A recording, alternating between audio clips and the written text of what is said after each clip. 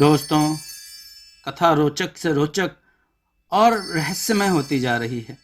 चलिए कथा को आगे बढ़ाते हैं और देववाणी चैनल को सब्सक्राइब करके जरूर रखें। मैं तेजस को स्वतंत्र कराने आई हूँ। इतना सुनते ही अजय के हाथ रुक गए और वह जड़वत अम्बा को देखने लगा। अम्बा को पता था कि इस समय अजय के लिए खुद को रोकना कठिन है, परंतु उसे आज क्यों अजय का कष्ट उसकी आंखों में दिखाई दे रहा था और उन्हें देखकर ना जाने क्यों अम्बा का हृदय पीड़ा से विदीर्ण हो रहा था। उसने नजरें झुकाते हुए कहा, मुझे क्षमा करें राजकुमार अजय। इससे पहले कि वो और कुछ कहती, अजय ने उसके होठों पर अपनी उंगलियां रखते हुए कहा, अमरावती की साम्राज्ञी किसी से भी क्षमा याचना नहीं कर सकती, स्वयं अमरावती के महाराज से भी नहीं। आपका स्थान सर्वोच्च है अम्बा। अजय की बात सुनकर अम्बा की आंखों में आंसू आ गए। उसका हृदय अजय के लिए इन प्रेम और आदर भरे शब्दों से द्रवित हो उठा। अजय ने उसके मस्तक से अपना मस्तक लगाते हुए कहा, अम्बे, मैं क्या करूं? मेरे अंदर के पशु के स्वभाव में धैर्य नहीं है और उसका प्रभाव मुझ पर भी हो रहा है। सत्य तो यह है कि तुमसे मिलने के बाद मैं स्वयं को रोकना भी नहीं चाहता। ना मैं मानव हूं ना तुम। क्यों माने हम इस मर्यादाओं को? हम एक दूसरे को प्रेम करते हैं तो क्यों हम इस समाज के नियमों को मानने को बाध्य हैं? मुझे नहीं चाहिए समाज, साम्राज्य, यह मानवीय संसार। केवल और केवल तुम्हारा प्रेम चाहिए मुझे। कहते हुए उसने अम्बा के उन रस भरे होठों को अपने होठों से लगा दिया। चाहिए तो अम्बा को भी नहीं था ना ये राज्य, ना ये समाज और ना ही ये मानवीय संसार। वो तो उस जंगल में बहुत प्रसन्न रहती थी जहां उसने अपनी शिक्षा ली, पर वो जानती थी कि उसका जन्म किसी उद्देश्य के लिए हुआ है। उसे ये शक्तियां किसी कारण से मिली हैं, परंतु क्यों वो ये नहीं जानती थी और यह भी नहीं कि अजय के साथ समागम के बाद उसके पास अपनी ये शक्तियां रहेंगी या नहीं। अजय के चुंबन के बीच ही उसने अपना संपर्क तेजस से किया और बोली, तेजस, तुम स्वतंत्र हो, तुम अपने रूप में आ सकते हो। इस समय अजय अपने सबसे कमजोर पलों में था। तेजस ने उस पर नियंत्रण किया और अपने रूप में आ गया। अब अम्बा के ऊपर एक विशालकाय भेड़िया खड़ा था। अम्बा उसे देखकर मुस्कुरा दी और उसके मुख को अपने हाथों से पकड़कर उसे पहले की तरह ही चूम लिया। तेजस अपने दांत निकाल के हंसने लगा और बोला, तो राजकुमारी अम्बा, हम कहाँ चल रहे हैं? क्रीड़ा करने। हमारे राज्य के उत्तर में त्रिवेण्य पर्वत की घाटियों में अत्यंत ही मनोरम स्थान है, तुम दोनों को पसंद आएगा। कहते हुए अम्बा उड़ी तो तेजस ने उसे रोकते हुए कहा, साम्राज्ञी अम्बा को कष्ट करने की आवश्यकता नहीं। आपके आगे झुकने में मुझे कोई आपत्ति नहीं है। कहते हुए तेजस जमीन पर घुटनों के बल बैठ गया और अम्बा उसके बाल सहलाती हुई उसके ऊपर आसानी से चढ़ गई। तेजस अम्बा जब पहली बार तेजस पर चढ़ी थी तो तेजस अम्बा को सिर्फ अपनी संगनी को वहन करने वाला शरीर समझता था, इसलिए वो उसके आगे नहीं झुका। पर अम्बा ने ना तो उसे झुकने के लिए कहा और ना ही अपनी असमर्थता जताई कि वो उस पर चढ़ नहीं सकती, बल्कि अपना और तेजस दोनों का मान करती हुई अपनी शक्ति का प्रयोग कर उस पर बैठ गई। कल रात अम्बा के साथ समय बिताने के बाद अब वो खुद इस बात को समझ गया था कि अम्बा अपने मान के साथ दूसरों का सम्मान जानती है। वो ना खुद को कमजोर समझती है ना दूसरों को। बस इसी बात ने तेजस को उसके सामने घुटने पर आने के लिए राजी कर लिया। अजय भी खुश था कि उसे तेजस को अम्बा को साम्राज्ञी मानने के लिए विवश नहीं करना पड़ा। अम्बा ने हवा में हाथ घुमाया और सामने ही एक गुप्त रास्ता बन गया जो सीधे त्रिवेण पर्वत से पहले बने घने जंगल में जाकर खुलता था। तेजस उस रास्ते से दौड़ पड़ा। कभी पहाड़ की चढ़ाई चढ़ता, कभी उतराई पर कुलाचे भरता, लेकिन गति कभी भी धीमी ना पड़ती। अम्बा भी उसके शरीर और गति के साथ तारतम्य बिठाकर बड़ी कुशलता से उसकी सवारी कर रही थी। काफी दूर तक दौड़ने के बाद अम्बा ने तेजस को रोका और उस पर से उतर गई। फिर वह पेड़ों के एक झुरमुट की तरफ बढ़ गई। तेजस भी उसके पीछे पीछे उन झुरमुटों के बीच से निकलता हुआ बाहर निकला तो देखा सामने एक बहुत विशालकाय झरना गिर रहा था और नीचे दूर तक फैली हुई झील, उसके किनारे लगे हुए भांति भांति के सुगंधित फूल। ऐसा लग रहा था जैसे चारों ओर से किसी ने झील को फूलों से भरी क्यारियों से सजाया हो। उस झील के बीचों बीच के चार ओर से खुला लेकिन चार खंभों से टिकी हुई छत के नीचे फूलों से सजा हुआ एक स्थान और उस तक जाने के लिए पत्थरों से बना एक मार्ग। पक्षी और मछलियों के अलावा वहां कोई न था।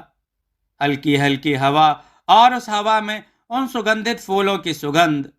तेजस हतप्रभ था ऐसा स्थान देखकर।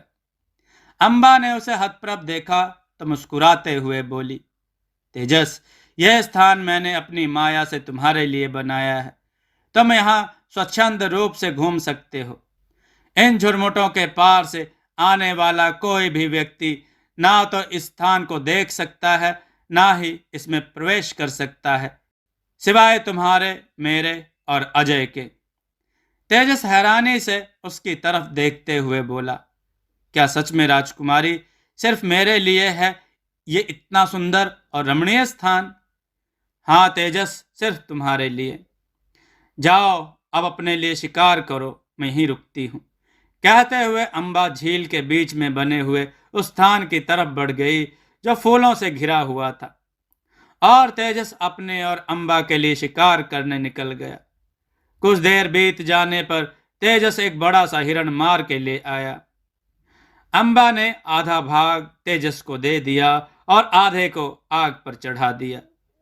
इसके बाद काफी देर तक तेजस के साथ खेलने के बाद अम्बा ने लजाते हुए तेजस से कहा, तेजस, अब मैं अजय के साथ कुछ समय बिताना चाहती हूँ। नियंत्रण वापस दे सकते हो? तेजस ने मुस्कुराते हुए हाँ की और देखते ही देखते अजय वापस आ गया। अम्बा उसे देखकर मुस्कुरा दी पर अजय नहीं मुस्कुराया। वो उससे दूर हटकर कुछ दूर आगे जाकर झील के किनारे चुपचाप बैठ गया। अम्बा समझ गई कि वो थोड़ा क्रोधित है। उसने उस पके हुए हिरण को एक बड़े से पत्ते पर रखा और मंत्र पढ़कर उस पर फूंक दिया। वह उस भोजन को लेकर अजय की तरफ बढ़ी और उस पत्ते को अजय के सामने करके बोली, माता कहती हैं कि पुरुष के हृदय का मार्ग उसके पेट से होता है। यदि मुझे किसी पुरुष को वश में करना है तो मुझे उसे स्वादिष्ट भोजन कराना चाहिए। राजकुमार अजय, क्या आप मुझे यह भोजन खाकर बता सकते हैं कि मैंने आपके हृदय में स्थान प्राप्त किया है अथवा नहीं? उस हिरण की खुशबू अजय की नाक से होते हुए उसके पेट तक गई। उसकी अम्बा ने उसके लिए प्रथम बार भोजन बनाया था।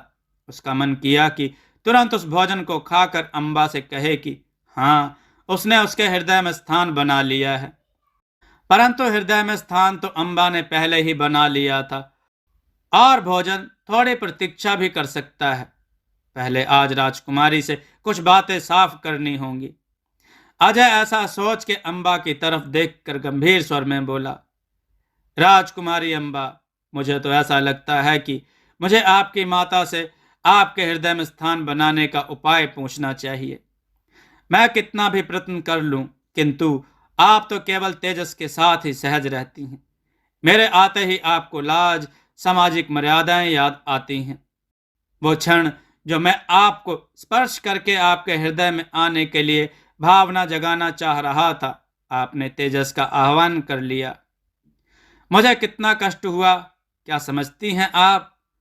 अम्बा ने अजय की आंखों में देखते हुए कहा, राजकुमार, आपकी सादगी, आपका स्वयं पर नियंत्रण, आपके प्रेम, आपके रूप, आपकी वीरता, समझदारी और मुझ पर एकमात्र स्नेह, इन पर तो मैं प्रथम दिवस ही अपना हृदय हार चुकी हूँ।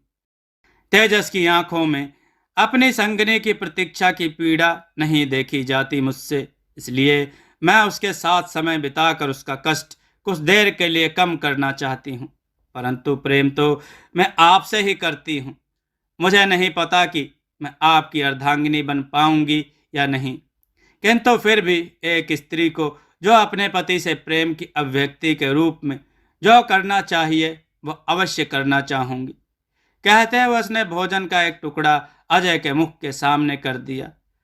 अजय ने उसका हाथ पकड़ा और उस निवाले को उसके मुख की तरफ करता हुआ बोला, पति का पहला धर्म होता है अपनी पत्नी के लिए भोजन, वस्त्र, आवास और स्त्री सुलभ आवश्यकताओं की पूर्ति करना, और उसके बाद ही अपने बारे में सोचना। पति धर्म निभाते हुए सबसे पहले मुझे आपको भोजन कराना चाहिए। अम्बा ने वो निवाला खाते हुए कहा, परंतु माता तो कहती है कि पति सर्वोच्च है, पहले उसे भोजन कराना चाहिए। अजय उसकी बात सुनकर मुस्कुरा दिया और कहा, गृहस्थ जीवन और पति पत्नी के प्रेमी जीवन में बहुत अंतर होता है। यह विषय बहुत बड़ा है, इस पर फिलहाल समय को नहीं व्यर्थ कर सकते। बस इतना समझ लीजिए कि यदि प्रेम है तो उच्च और निम्न जैसा कुछ नहीं है। प्रेम तो एक दूसरे का साथ का नाम है।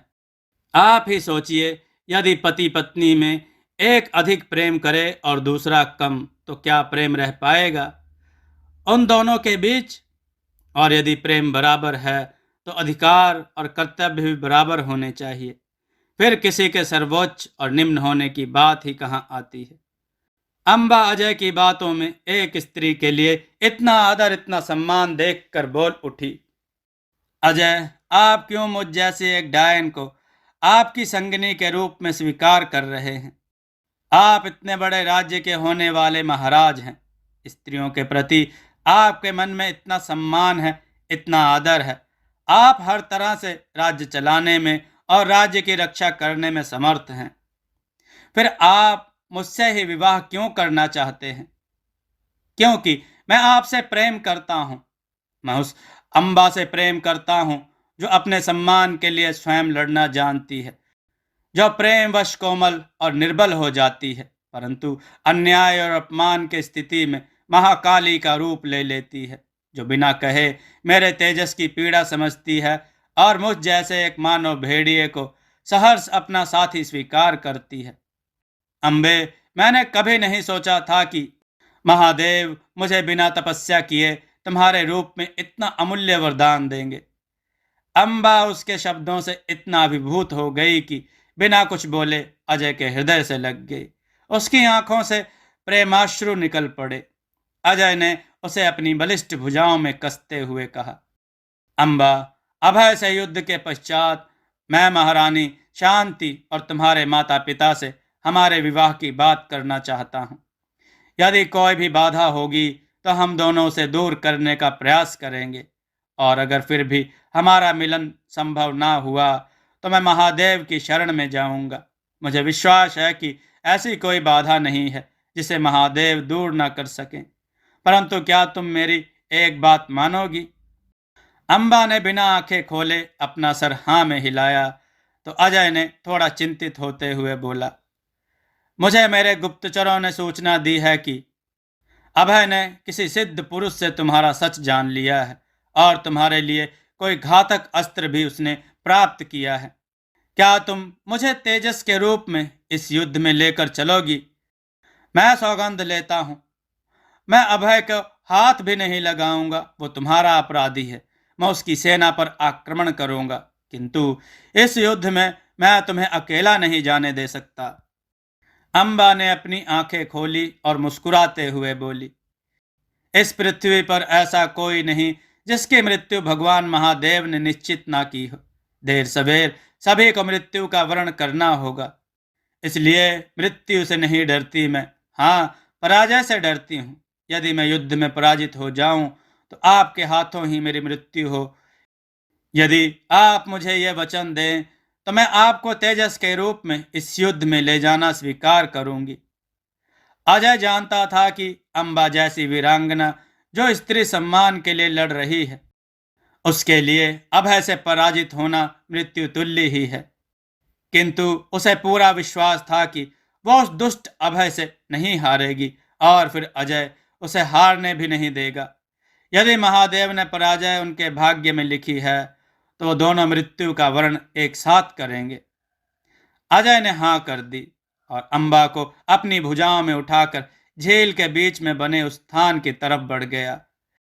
उसके साथ कुछ समय प्रेम क्रीड़ा करने के लिए वहां पहुंचकर अम्बा ने अपना हाथ हवा में घुमाया तो वह पूरा का पूरा स्थान खंभों सहित झील के पानी में तैरने लगा और वो दोनों जल विहार करते हुए आने वाले भविष्य के सपने संजोने लगे। मित्रों, ये भाग आपको कैसा लगा कथा में अवश्य कमेंट करके बताइएगा। तो देववाणी चैनल को सब्सक्राइब करके रखिएगा, कथा को लाइक करना ना भूलिएगा। दोस्तों, आपको यह कथा कैसी लगी अपने विचार और सुझाव कमेंट में जरूर दें। हमारी कथाओं को लाइक करें, हमारे चैनल को सब्सक्राइब करना ना भूलें, हमारी कथाओं को शेयर जरूर करें जिससे लोगों को अच्छा ज्ञान प्राप्त हो। जय श्री राम भक्तों।